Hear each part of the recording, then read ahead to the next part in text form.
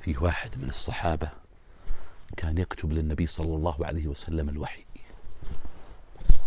والنبي صلى الله عليه وسلم يملي له، كان من كتاب الوحي وهو عبد الله بن أبي السرح.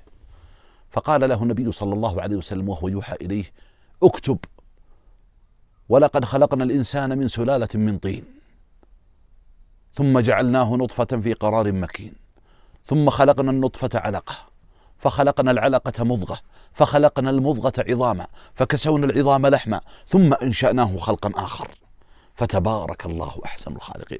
قبل ما يقول له النبي عليه الصلاة والسلام اكتب فتبارك الله أحسن الخالقين، قال في نفسه: تبارك الله أحسن الخالقين.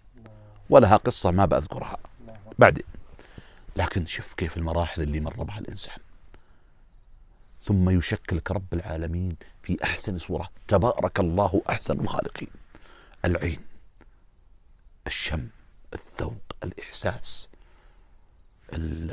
رحلة اللقمة اللي تأكلها أنت يا الإنسان، كيف مجراها في جوفك، كيف تصريفها، كيف المياه اللي تجري في وجهك، هذا ماء الأنف مر، ماء العين مالح، ماء الفم حالي، كلها في مكان واحد وما يختلط بعضها مع بعض، وتحسب أنك جرم صغير وفيك انطوى العالم الأكبر. من أبدع الناس في جسم بدا عجبا، في دقة الخلق والإحساس والصور، من أكسب الناس عقلا يهتدون به، في مهمه العيش أو في الكون والفكر، من علم الخلق آفاقا ومعرفة، وهيأ العقل للإدراك والعبر، تلك العلوم فكيف العقل يحفظها مدى السنين ويبقيها لمدكر. والعين جوهرة أهداك خالقها كي تشهد الفضل للوهاب بالبصر، والشم والذوق والإحساس ولهفي، وغير ذاك ألا يرجى لمعتبري.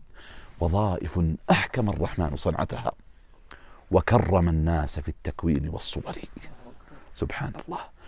يا أيها الماء المهين، من الذي سواك، ومن الذي في ظلمة الأحشاء قد ولاك. كل ما أمامك يدل على من خلقك. في واحد قبل مبعث النبي صلى الله عليه وسلم وهو من أهل الفترة، زيد بن عمرو بن نفيل، كان يتفكر ونبذ الأوثان والأصنام، يقول: ليش نعبد من لا يستحق أن نعبده؟ أين نحن من ربنا الذي خلقنا، خلق هذا الكون، رزقنا؟ ثم يقول: وأسلمت نفسي لمن أسلمت له الأرض تحمل صخرا ثقالا، دحاها فلما رآها استوت على الماء أرسى عليها الجبال.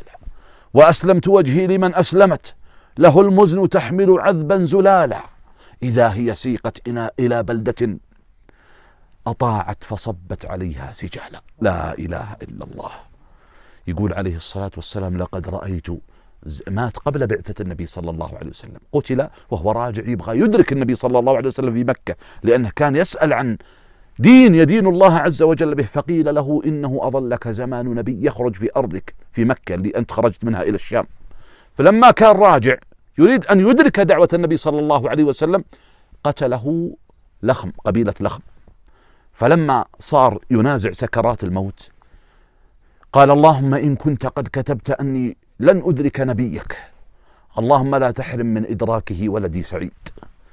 ومن هو ولده سعيد؟